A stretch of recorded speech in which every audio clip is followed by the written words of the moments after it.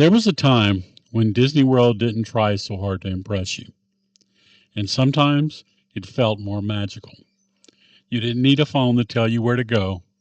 You didn't feel rushed from reservation to reservation. You didn't feel like you were doing Disney wrong if you slowed down.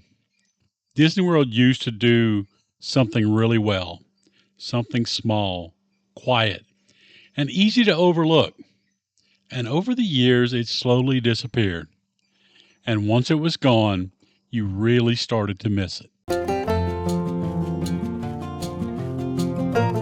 I'm Lee with All About the Duck, and this video is the start of a brand new series called Disney World Used to Do This Better. In this series, we're talking about the little things Disney World used to do, the details, the feelings, the moments that longtime fans still miss today. This isn't about hating on Disney. It's about remembering why we fell in love with it in the first place. One of the biggest differences between Disney World then and now is discovery. You didn't have everything explained to you ahead of time. You didn't know every ride breakdown, every menu item, every wait time before you even arrived. You wondered. You stumbled across a street performer you weren't expecting. You found a quiet corner of the park that felt like it was just for you. You discovered a detail because you were paying attention, not because your phone told you it was there. Back then, Disney World rewarded curiosity. Now, so much of the experience is optimized, scheduled, and pre planned that the surprise is almost gone. You know where you're going, when you're going, and how long you'll be there before you even walk through the gates.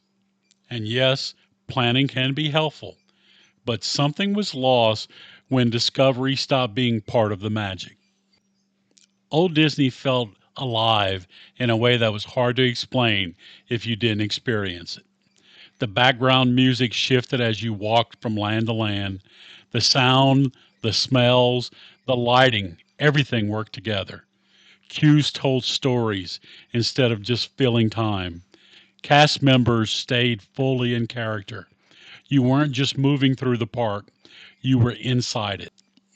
You noticed things because Disney gave you time to notice them. Today, a lot of the details still exist, but they're easier to miss when you're constantly moving, refreshing your phone, or watching the clock.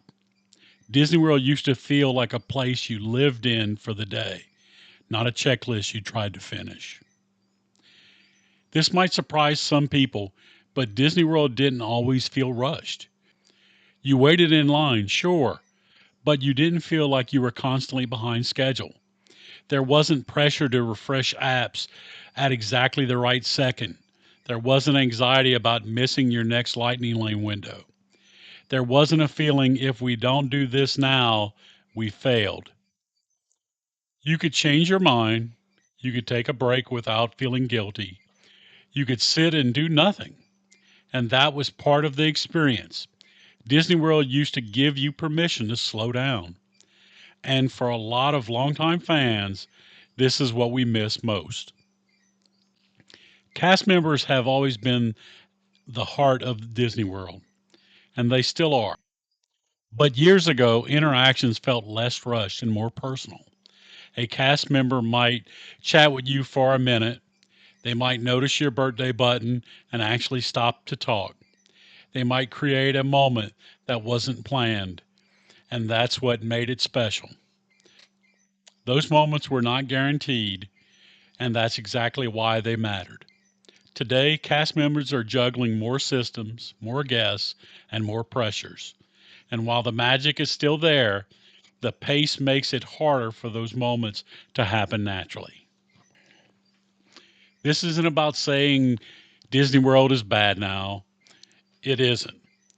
It's about remembering why people fell in love with it in the first place. Disney World used to do something better. It made you feel present. It made you slow down. It made the magic feel personal instead of programmed. And the good news, you can still find pieces of that old Disney feeling if you know where to look and how to approach your trip.